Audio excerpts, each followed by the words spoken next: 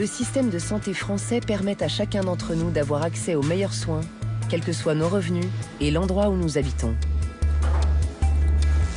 Un système réputé pour être un des meilleurs au monde. Mais cette image presque parfaite ne cache-t-elle pas de profondes inégalités? Sommes-nous vraiment tous égaux face à la maladie?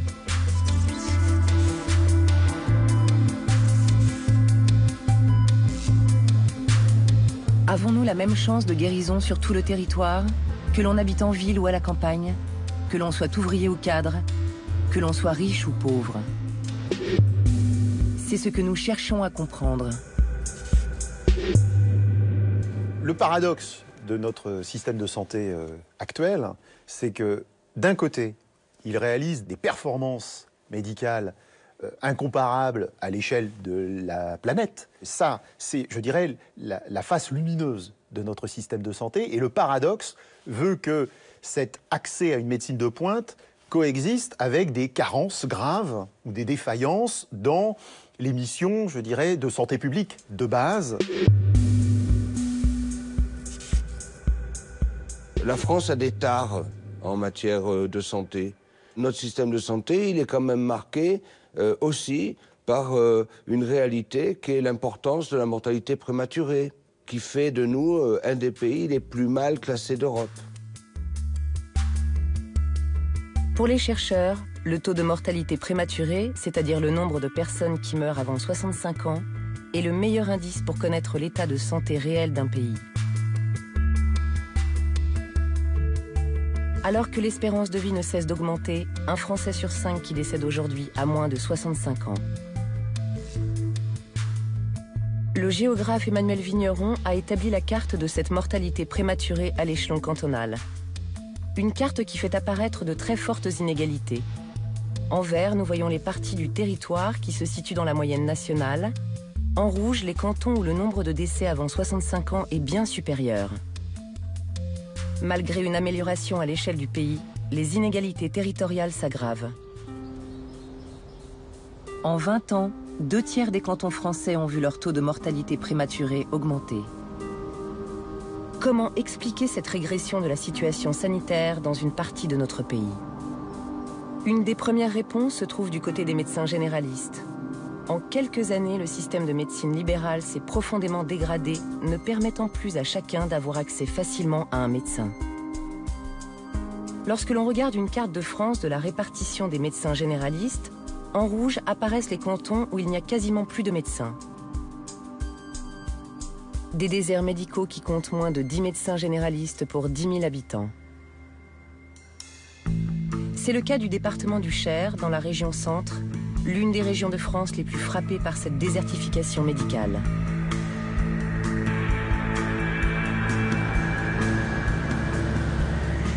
Nicolas Nolot vient d'être élu maire de Culan, un village de 800 habitants. Le dernier médecin a pris sa retraite depuis 1 an déjà et personne ne se propose pour le remplacer. Pour le jeune maire, la recherche d'un médecin est la première des priorités.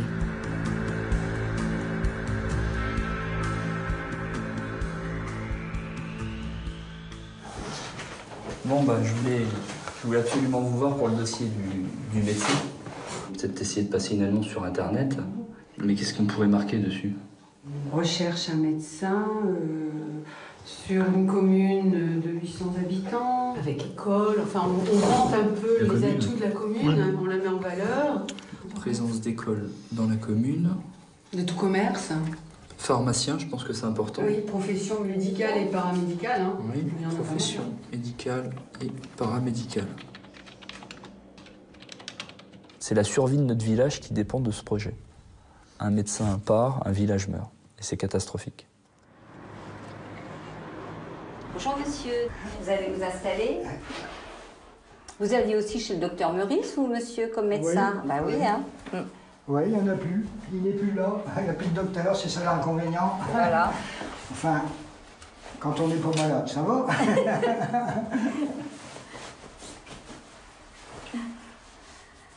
Alors, il faudrait la Châteaubriand, mais ils sont surbookés, comme on dit. Ouais. À Villins, c'est pareil. C'est la même chose. Non, c'est un problème, un gros problème.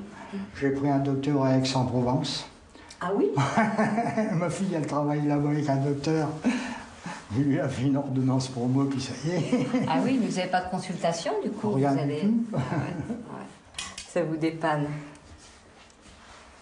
Pas trop court, c'est bientôt l'hiver. D'accord.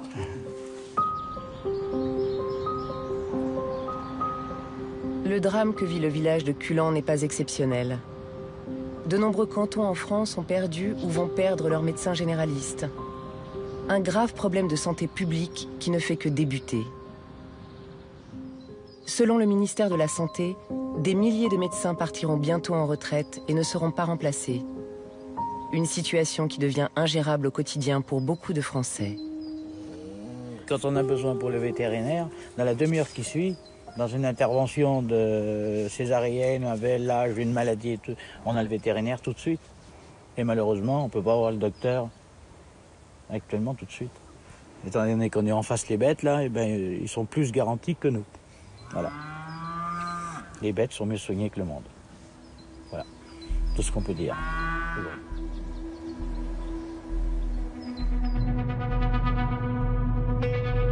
Dominique Furter tient l'agence immobilière de Culan. Atteinte d'un cancer du sein, elle a subi 4 opérations et suit un traitement intensif. Pour faire renouveler les ordonnances de son traitement de chimiothérapie par comprimé, elle doit conduire plus de 3 heures. Maintenant qu'on se retrouve sans médecin, c'est pas sécurisant, quoi. Ça fait très peur, d'un côté. Et puis d'un autre côté, on se retrouve dans des situations un petit peu difficiles par rapport aux ordonnances, au renouvellement, par rapport à tout ça. J'ai d'ailleurs sur le siège arrière mon dossier médical. Et juste là, je peux vous le montrer. Voilà, c'est l'ensemble de mon dossier médical. On se sent en danger du fait qu'on n'a plus de médecin à qui s'adresser. Et on se dit que voilà, si jamais il nous arrive quelque chose, on a au moins le dossier médical avec nous, quoi.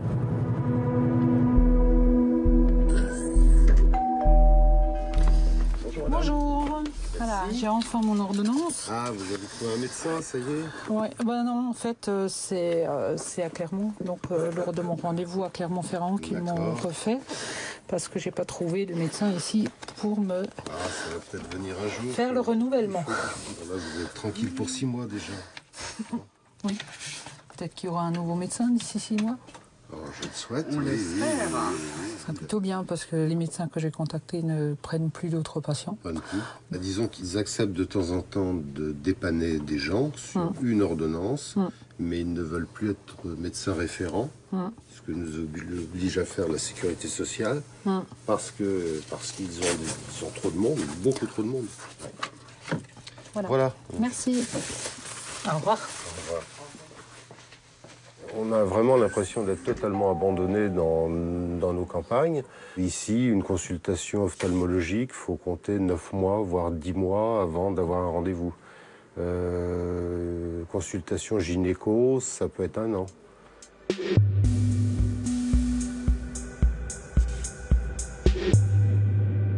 Le fait est, c'est que la population considère aujourd'hui que nous n'avons pas assez de médecins sur le territoire français et qu'il faudrait donc recruter plus de médecins. Alors, contre cette évidence, il faut rappeler que jamais la France n'a compté autant de médecins qu'aujourd'hui.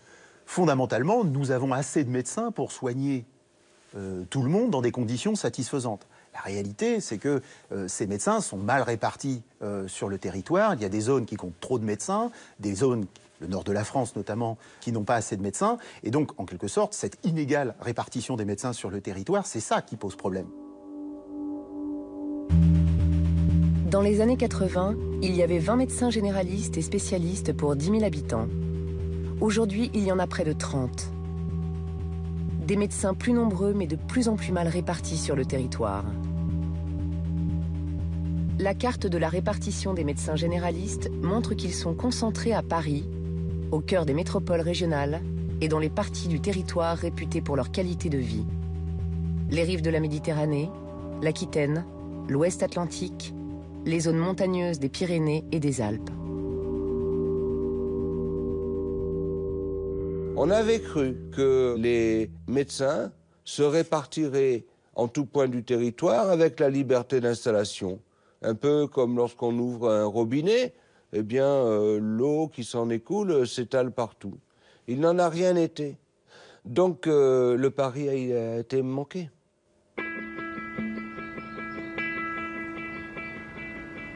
La liberté d'installation reste encore aujourd'hui un principe impossible à remettre en cause. Pourtant, des solutions existent. On pourrait imposer aux jeunes médecins qui ont bénéficié de l'enseignement public gratuit de travailler plusieurs années là où les besoins sont importants, ou leur interdire de s'installer là où ils sont déjà trop nombreux.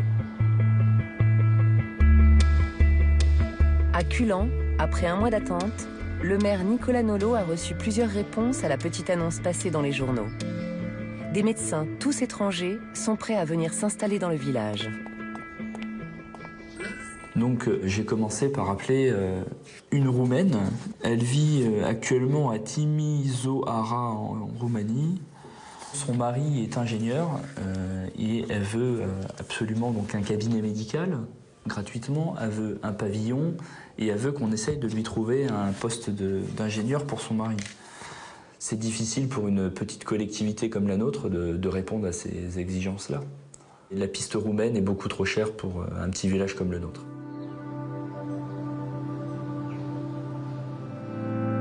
Roumains, Algériens ou Belges.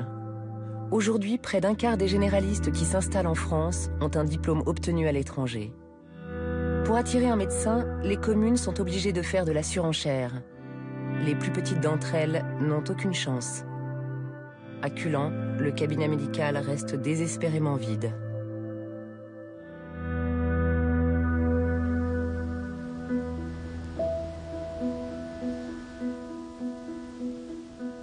Quelques semaines plus tard, coup de théâtre. Une jeune médecin qui vit dans les environs propose de s'installer dans le village. Le maire organise dans l'urgence une réunion qui rassemble les élus du canton et les professions médicales de la commune. Je tiens à vous remercier déjà de vous être déplacés. On est là tous pour la même chose, essayer de trouver un médecin généraliste et faciliter son implantation. Karine, est-ce que tu peux nous exposer un peu tes motivations Karine Bourrin, je suis médecin généraliste remplaçante pour l'instant.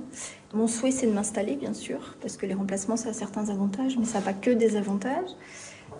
Évidemment, à proximité de mon domicile, parce que les trajets, ça prend du temps. Voilà, mais pas dans n'importe quelle condition. C'est-à-dire que la première des conditions, c'est de ne pas m'installer toute seule. Voilà. Et pas non plus avec n'importe qui, bien sûr, mais ça... Voilà. Sachez qu'on va vous réserver le meilleur accueil, et ça, possible. Hein, parce que voir un jeune médecin de 30 ans qui vient chez nous, française, on apprécie. Si vous le souhaitez, on a un cabinet médical en parfait état. Il peut être utilisé comme il... Au moins pour un démarrage. Voilà. Après, on peut offrir aussi 6 mois, 1 an de loyer gratuit, même plus, hein, si vraiment vous avez des difficultés. Et s'il faut acheter un peu de matériel dans la limite du raisonnable, bien entendu, hein, on participera également à cette condition-là. Je pense que ça, c'est pas le problème pour moi, en tout cas. Ouais.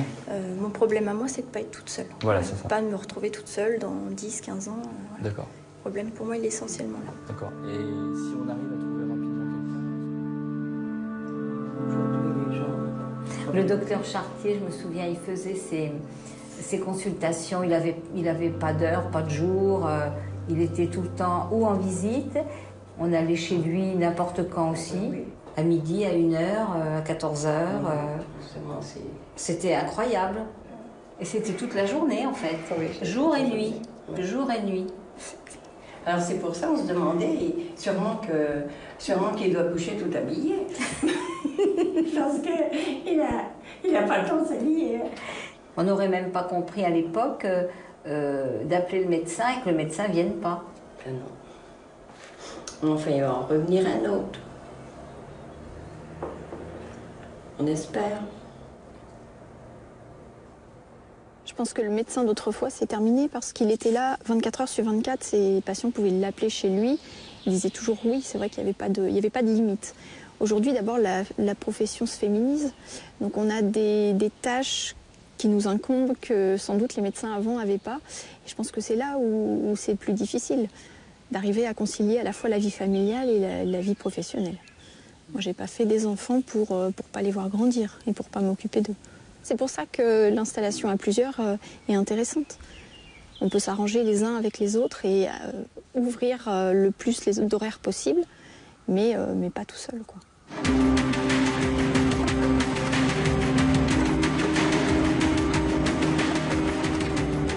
À 400 km du Cher, en Normandie, Croisy-sur-Andelle est un petit village semblable à celui de Culan.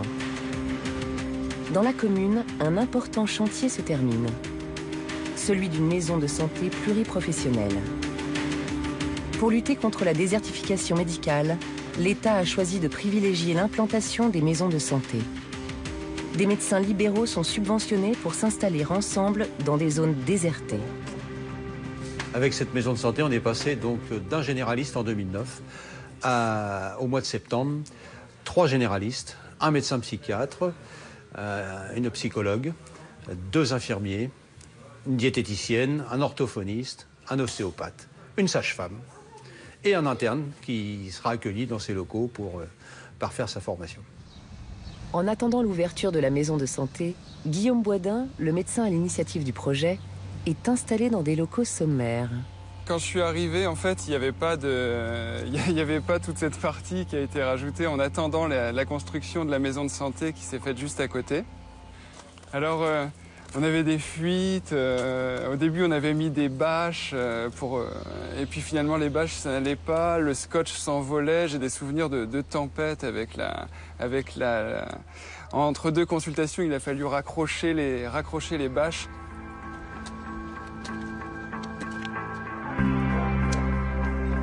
Aujourd'hui, c'est le grand jour, déménagement pour tous, y compris Bubule, pour le plus grand bien de tous les patients.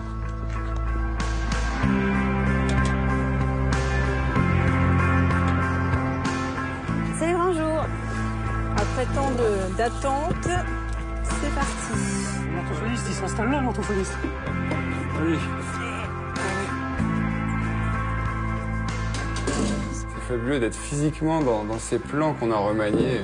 C'est parti de 2 pièces, d'une extension du vieux cabinet à cette grande maison de santé, avec tout ce monde dedans en train d'emménager, en train de poser ses meubles. En Seine-Maritime particulièrement, il y a un déficit de psychiatres. Donc à 20-25 km à la ronde, je suis à peu près le seul. J'avais repéré que c'était un secteur assez défavorisé, notamment au niveau de tout ce qui était maternité pour les femmes. Je voulais pas venir ici, je suis parisien à la base. Et je pensais qu'en venant ici, je m'ennuierais beaucoup. C'est bien le contraire. Moi, je travaille déjà en ville et il me manque cette dynamique d'équipe. On a tendance souvent, en libéral, en ville, à être cloisonnés, chacun dans nos professions, clivés. Là, on a l'occasion de vraiment pouvoir travailler dans l'immédiateté pour le patient, quoi, de prendre en charge tout de suite et dans les meilleures conditions. Et ça, c'est formidable. Ça, on trouve pas. Pour l'instant, on ne le trouve pas en ville. Il faut vivre à la campagne pour ça. C'est formidable. C'est là-bas.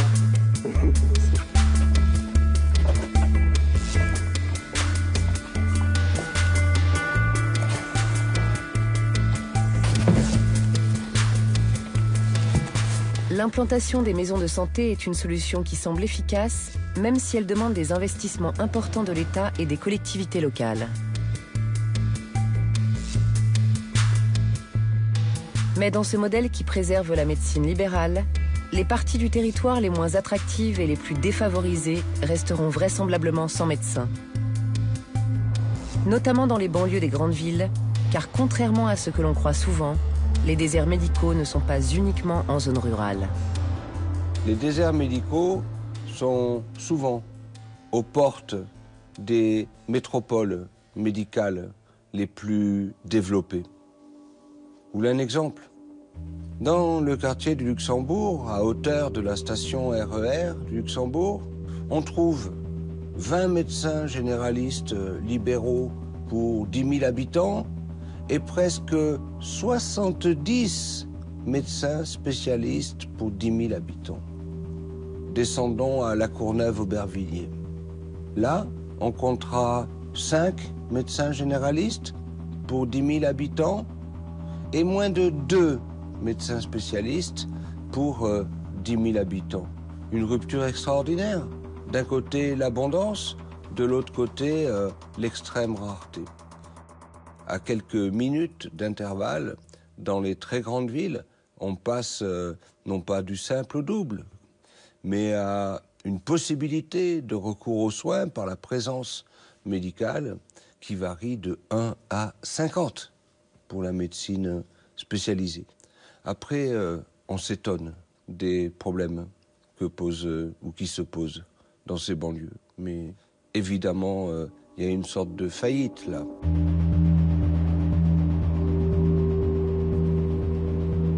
Le manque de médecins a-t-il une conséquence sur la santé de ceux qui habitent ces territoires? Pour le savoir, Emmanuel Vigneron a appliqué à la région parisienne son critère de la mortalité prématurée avant 65 ans. Le long de la ligne B du RER, l'inégalité territoriale se transforme-t-elle en inégalité sanitaire?